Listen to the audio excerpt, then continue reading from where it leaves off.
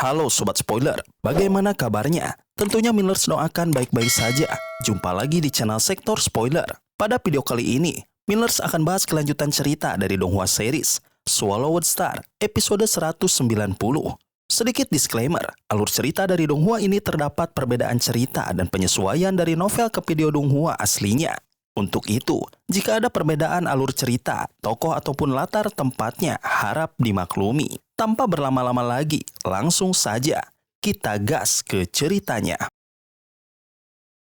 Di episode sebelumnya, Kaisar Ye Chen yang menyadari bahwa ia tidak bisa selamat dari serangan Chang Jin, akhirnya memutuskan untuk meledakkan energi abadi dalam tubuhnya. Ia pun hancur dalam ledakan besar yang mengguncang seluruh menara. Ledakan itu membuat Chi Weika lenyap. Lonceng ungu hampir mati. Kaisar Fantasi Bintang dan Luo Feng berhasil selamat berkat perlindungan sayap perak. Namun, kemenangan sementara ini segera direnggut oleh Chang Jin yang mengumpulkan semua token dan cincin dunia untuk dirinya sendiri. Ia kemudian mengejar Luo Feng tanpa ampun.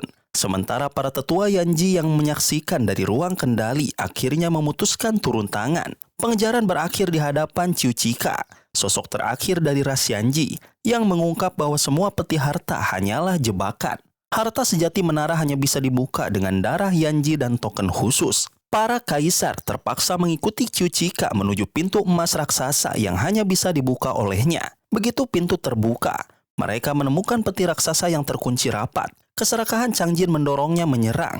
Namun Qiu Qika ternyata sudah menyiapkan rencana lain. Dengan perintah mental, ia menutup pintu ruang harta karun dan menjebak semua kaisar di dalam. Saat itu, mereka menyadari bahwa Qiu Qika bukan sekedar pewaris menara, melainkan penguasa baru dengan tujuan yang jauh lebih besar daripada sekedar berbagi harta. Di luar ruangan, Menbu melihat token yang menempel di pintu, meraihnya dengan mudah. Ada kegembiraan sekaligus kepedihan di hatinya. Mereka tahu pena tuanya ada di dalam, mempertaruhkan segalanya demi rencana ini. Dengan perasaan berat, ia menerima perintah untuk segera pergi. Ia melesat pergi menahan air mata, meninggalkan teriakan putus asa di lorong menara. Di episode selanjutnya, para kaisar menuntut Qiu Qika untuk membuka harta karun. Namun ia hanya tersenyum. Raut wajahnya tenang, seakan sudah lama bersiap menghadapi akhir. Ia mengakui betapa lelahnya hidup sendirian setelah kehancuran kaumnya. Betapa lama ia menanggung rasa sakit itu. Kini, ia memilih mati, bahkan jika harus menyeret para penjajah bersama. Energi mengerikan mulai membara dari tubuhnya. Riak demi riak muncul, menandai ledakan dahsyat yang akan datang. Para kaisar terkejut, sebagian panik, sebagian menahan nafas. Luo Feng membungkus dirinya dengan sayap peraknya. Lonceng ungu memanggil pertahanannya. Fantasi Bintang mengamuk, sementara Chang Jin tetap dingin, menatap tanpa gentar. Ledakan pun terjadi. Energi abadi yang ia simpan selama triliunan tahun meledak sekaligus, setara dengan jutaan serangan gabungan prajurit sektor raja. Ruangan yang terbatas itu membuat tidak ada tempat untuk melarikan diri. Gelombang kekuatan menelan semua yang ada di dalam. Pertahanan Luo Feng nyaris runtuh. Tubuhnya hancur hingga 80%, namun ia segera pulih.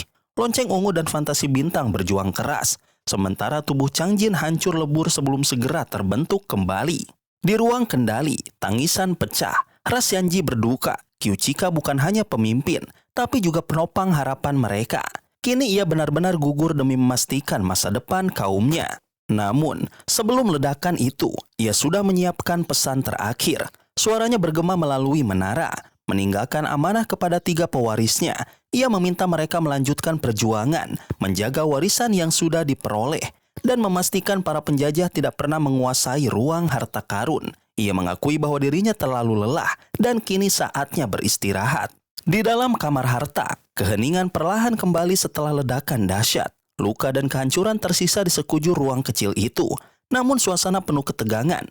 Fantasi Bintang masih menggigil karena amarah dan rasa sakit. Lonceng ungu tampak pucat namun tegap, sementara Chang Jin berdiri dingin, seolah tidak terpengaruh oleh kehancuran yang baru saja berlangsung.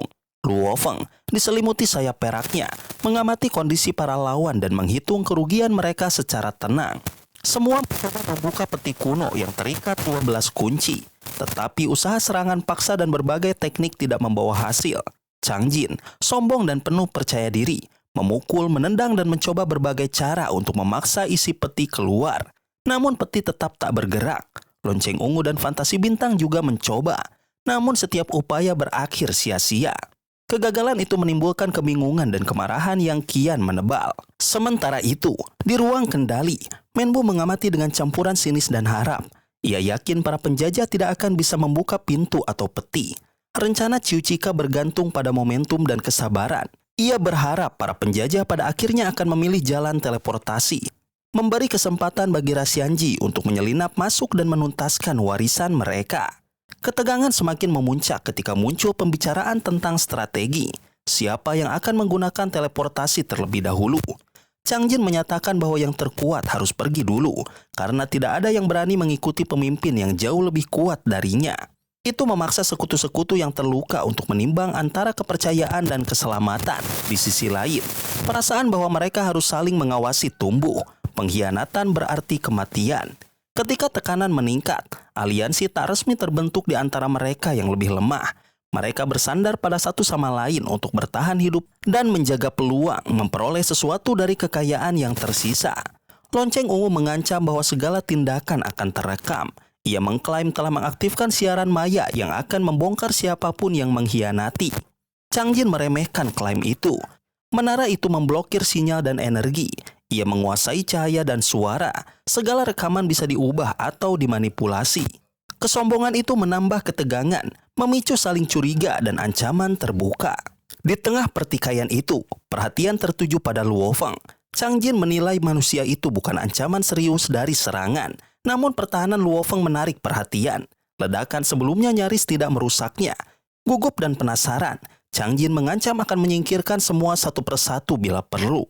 Ancaman ini direspon dengan kemarahan sekaligus keputusasaan dari pihak lain. Ketegangan berubah menjadi dilema. Apakah bekerja sama demi keluar hidup-hidup atau saling sikat demi keuntungan pribadi? Akhirnya ruangan itu dipenuhi aura ganas. Kekuatan yang tersisa mengancam untuk meledak kapan saja. Sementara masing-masing pihak menimbang langkah berikutnya. Di balik semua kebisingan, suara-suara di ruang kendali terus menunggu.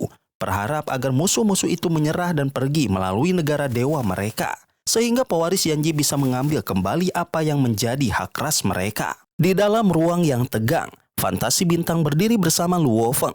Keduanya terperangah saat melihat bola kristal hitam yang tampak biasa saja, namun memancarkan energi yang luar biasa. Luo Feng segera menyadari bahwa itu adalah kristal dewa api, dan bukan sembarangan. Kualitasnya jauh lebih tinggi daripada kristal yang pernah ia beli seharga 800 juta poin. Nilainya pasti mencapai belasan miliar, sebuah harga yang hanya bisa dijangkau oleh segelintir kaisar kaya. Kristal dewa api memang paling umum di antara kristal elemen lainnya, seperti dewa air atau dewa guntur.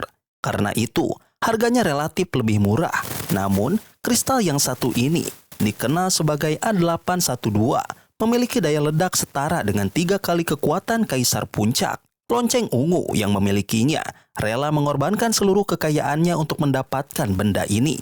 Changjin, dengan tubuh besarnya yang menjulang, menatap rendah pada ancaman tersebut. Bagi dirinya, kristal A812 mungkin bisa melukai, namun tidak cukup untuk membunuh. Dalam ruang sempit itu, kerusakan 5-10% pada tubuh abadinya memang berbahaya, tetapi tidak mematikan. Meski begitu, ia tetap berhati-hati. Namun ketegangan memuncak ketika Changjin memutuskan bahwa mereka semua harus mati. Suara perintah menggema, dan seketika fantasi bintang membakar tubuh abadinya, mengorbankan diri dalam ledakan dahsyat. Tapi bagi Changjin, pengorbanan itu tak lebih dari seekor semut yang mencoba mengguncang pohon raksasa. Lonceng ungu, dengan mata penuh kegilaan, memanggil kekuatan sejatinya.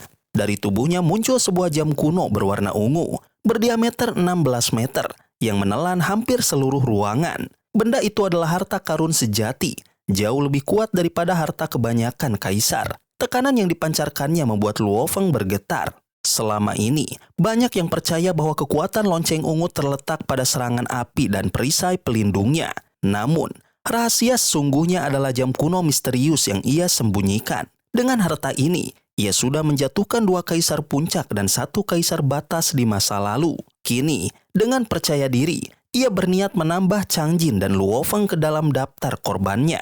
Untuk memastikan kemenangan, lonceng ungu menempatkan kristal Dewa Api Hitam itu ke dalam jam. Kristal yang seharusnya hanya memiliki kekuatan 3 kali ledakan Kaisar Puncak, kini diperkuat 10 kali lipat berkat ruang terkurung jam kuno yang memfokuskan energinya. Ledakan yang akan terjadi tidak mungkin bisa ditahan Chang Jin, kecuali ia memiliki harta pertahanan kelas raja atau surgawi. Di sisi lain, lonceng ungu sudah membayangkan hasil akhirnya. Kekayaan Chang Jin dan harta rahasia yang mungkin dimiliki Luo Feng akan jatuh ke tangannya.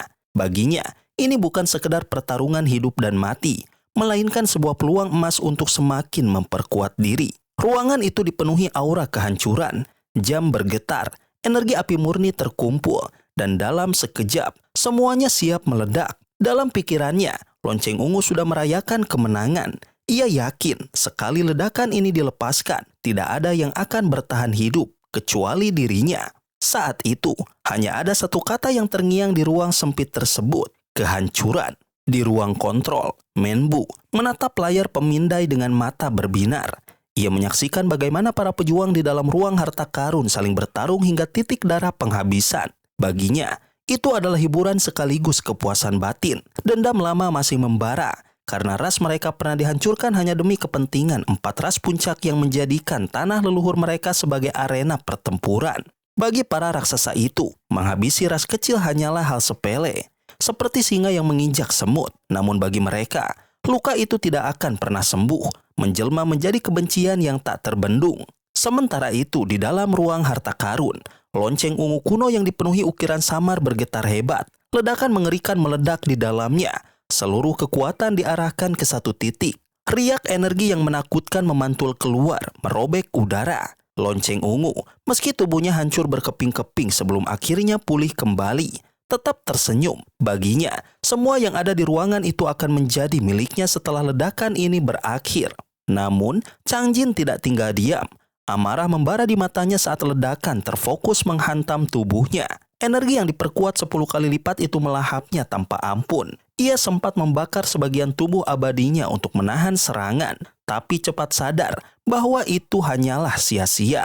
Sadar ajalnya sudah dekat, Chang Jin memilih jalan terakhir, penghancuran diri. Tubuhnya berubah menjadi ledakan yang jauh lebih dahsyat, seolah 2 kristal api meledak sekaligus. Benturan 2 kekuatan mengerikan itu membuat ruang harta karun berguncang hebat. Lonceng ungu yang berada di luar area ledakan berusaha keras mengendalikan jam kunonya. Ia membakar energi abadi, memaksa seluruh daya ledak diarahkan ke bawah, menembus lantai ruangan. Usahanya berhasil sebagian, tapi riak yang tersebar tetap begitu kuat hingga bisa melumat Kaisar Puncak sekalipun. Tanah ruang harta karun yang terbuat dari logam super kuat robek berkeping-keping. Serangan terkonsentrasi itu menembus hingga ribuan kilometer ke dalam tanah, menciptakan jurang besar. 12 rantai yang mengikat sebuah peti misterius tetap bertahan. Meski lantai di sekitarnya hancur berkeping-keping, energi yang terfokus menyeret peti, rantai, cincin dunia, dan segala harta benda yang tersebar ke kedalaman jurang. Di tengah kekacauan itu, Luo Feng nyaris ikut hancur. Ledakan pertama masih bisa ia tahan, namun ledakan penghancuran diri Chang Jin jauh lebih berbahaya.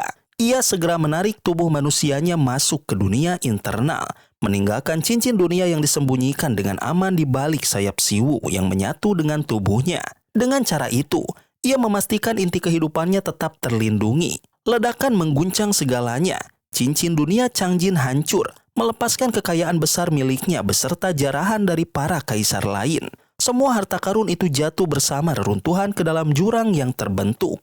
Lonceng ungu, meski kehilangan lebih dari 1/4 energi abadinya, justru tertawa girang. Baginya, kerugian itu sepadan. Di hadapannya kini ada kekayaan tak ternilai, harta Chang Jin, peninggalan para kaisar yang gugur, pertahanan rahasia Luo Feng, serta peti misterius yang terikat rantai. Semua tampak begitu dekat, seolah hanya menunggu untuk digenggam. Dengan mata penuh keserakahan, ia melesat mengejar harta-harta itu, yakin bahwa kemenangan mutlak sudah berada di tangannya. Harta yang berhamburan bukanlah benda biasa. Ada sayap langka yang bahkan bisa membuat kesatria kehilangan akal.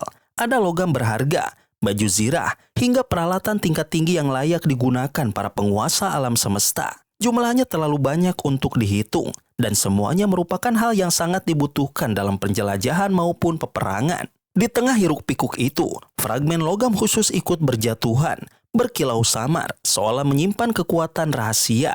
Sayap siwu, peti terkunci dengan rantai, perangkat penyimpanan bahan langka, hingga cincin dunia yang berlapis-lapis. Semua bertebaran di udara sebelum akhirnya tersapu masuk ke ruang penyimpanan. Luo Feng melalui tubuh Mosa dengan cekatan menyapu harta itu. Dari balik riak energi ledakan, ia bekerja diam-diam, mengamankan benda-benda paling berharga tanpa bisa dideteksi lonceng ungu yang tengah sibuk di sisi lain. Lonceng ungu awalnya tidak menyadari bahwa sebagian harta lenyap secara misterius. Ia terus menyusuri parit sepanjang ribuan kilometer, mengumpulkan apa saja yang terlihat. Namun, semakin lama ia merasa aneh. Peti paling berharga yang dicari-carinya justru tidak kunjung ditemukan. Kegelisahan mulai menguasai hatinya. Ia sadar, dibandingkan harta berhamburan lainnya, peti itu memiliki nilai yang jauh lebih tinggi, sesuatu yang bisa mengubah segalanya. Ia bertekad menemukannya, namun pencarian yang cemas itu justru berujung pada kekecewaan. Ketika ia semakin putus asa, sesuatu mengejutkannya. Pecahan logam yang coba ia ambil tiba-tiba tertolak, seakan menolak masuk ke dalam cincin penyimpanannya. Saat itulah sebuah siluet muncul dari kegelapan, bersayap perak, melayang anggun dengan senyum tipis. Dialah Luo Feng, yang telah menyembunyikan dirinya sepanjang waktu, kini menampakkan diri sebagai pemenang sejati. Semua yang lonceng ungu buru sudah berada dalam genggaman manusia itu. Di ruang kendali menara, ras Xiangji yang sejak awal mengawasi perburuan harta terdiam kaget. Mereka sempat kehilangan penglihatan akibat ledakan besar, namun kini melihat kenyataan pahit. Manusia itu masih hidup. Bahkan ketika penyerbu kuat telah tewas, Luo Feng tetap bertahan. Meski hanya memiliki kekuatan tingkat kaisar tinggi, bagi mereka, ini mengejutkan sekaligus menakutkan. Perlahan mereka menyadari, pemenang terbesar dari semua kekacauan ini bukanlah lonceng ungu ataupun Chang Jin, melainkan Luo Feng sendiri. Kesedihan menyelimuti hati Xiangji. Mereka tahu, harta paling berharga kini jatuh ke tangan musuh. Bahkan menara tempat mereka tinggal telah rusak parah, hanya tersisa sedikit fungsi yang bisa digunakan. Namun di balik duka itu, mereka masih menggenggam satu harapan, warisan kuno dari leluhur mereka. Warisan inilah yang memberi mereka kesempatan untuk bertahan, untuk kembali bangkit setelah kehilangan sesepuh yang gugur. Ketika akhirnya mereka kembali ke negeri asalnya, para kaisar lain terkejut mendengar kabar jatuhnya sang tetua. Namun duka itu segera berubah menjadi tekad. Dengan warisan teknik yang mereka bawa pulang, ras mereka masih memiliki masa depan. Semangat kebangkitan bergema, seakan menjadi api baru yang akan menyalakan harapan bagi generasi mereka. Meskipun mereka kehilangan menara dan harta yang tak ternilai, mereka tidak kehilangan jati diri dan ilmu leluhur. Dengan itu, mereka berjanji pada diri sendiri, suatu hari ras mereka akan bangkit kembali. Sementara itu, di dalam menara yang hancur, suasana penuh ketegangan. Lonceng ungu berdiri dengan tubuh kurusnya, tampak jahat dengan selaput ungu berkilau yang menutupi kulitnya. Aura menekan keluar dari tubuhnya, membuat udara di sekitarnya bergetar. Di hadapannya, Luo Feng berdiri tenang dengan sayap peraknya yang terbentang. Tubuhnya tampak lebih besar dibanding lawannya. Lonceng ungu terbakar amarah. Ia telah berkorban besar, bahkan membakar sebagian dari tubuh abadinya, serta menghabiskan kristal dewa api yang hanya untuk menyingkirkan Chang Jin. Namun, semua harta yang seharusnya menjadi miliknya justru berakhir di tangan Luo Feng. Kekecewaan bercampur kebencian membuat matanya dipenuhi kilatan membunuh. Luo Feng tahu lawannya itu tidak hanya kuat, tapi juga licik. Dari awal hingga akhir, lonceng ungu sudah mengatur segala cara agar para pejuang lain bertarung habis-habisan melawan Chang Jin. Sementara ia menyembunyikan kekuatan sebenarnya. Tetapi pada akhirnya, strategi itu gagal. Luo Feng lah yang berhasil bertahan, dan ia yang keluar sebagai pemenang sejati dari pertarungan panjang di menara itu. Kemarahan lonceng ungu semakin memuncak. Ia yakin jika rahasianya tentang jam kuno sampai bocor, maka musuh-musuhnya akan menyiapkan cara untuk menjatuhkannya. Bahkan makhluk-makhluk super mungkin akan datang untuk merampas harta tersebut. Ia tidak bisa membiarkan hal itu terjadi. Satu-satunya cara hanyalah membunuh Luo Feng secepat mungkin. Ia segera mengejar, menyusuri jalur berliku di dalam menara. Namun, Luo Feng jauh lebih lincah. Dengan kepakan sayap peraknya, ia melesat cepat dan lenyap dari pandangan. Lonceng ungu tidak mampu menahannya, bahkan tidak bisa mendeteksi keberadaannya. Amarahnya semakin membara. Ia bersumpah tidak akan berhenti sampai manusia itu mati. Di sisi lain, Luo Feng akhirnya keluar dari menara.